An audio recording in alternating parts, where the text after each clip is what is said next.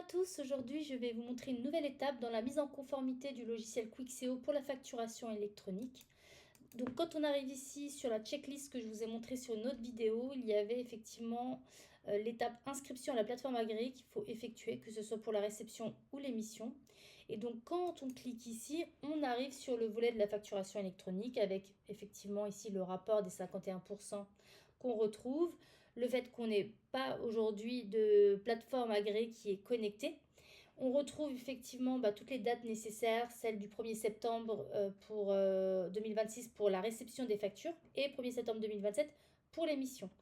Donc notre partenaire aujourd'hui avec qui nous travaillons est Super PDP, qui est donc agréé par l'État, auquel nous allons pouvoir s'inscrire. Mais avant ça, je voudrais qu'on fasse juste une petite halte sur le FAQ que vous retrouverez ici. Donc on peut avoir des questions, donc celles qui peuvent revenir le plus souvent, c'est est-ce que voilà, mon expert comptable utilise une plateforme, que dois-je faire?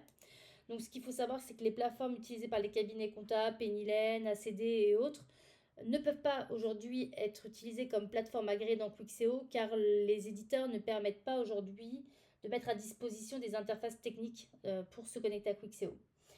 Mais dès lors que ce sera le cas, Quixeo proposera effectivement des connecteurs.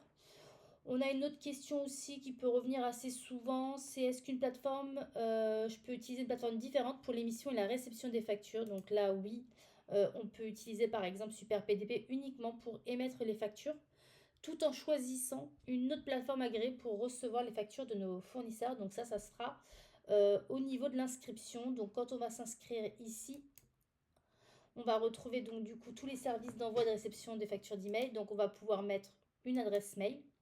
On va pouvoir dire j'accepte les conditions générales, évidemment. Donc on valide la prochaine étape. Donc on va avoir effectivement un code de vérification à intégrer que vous allez recevoir par email. Donc ici effectivement vous mettrez le pays d'enregistrement. Donc là moi c'est un compte de test, donc du coup ce sera une inscription fictive. Mais vous allez mettre votre numéro sirène de mémoire.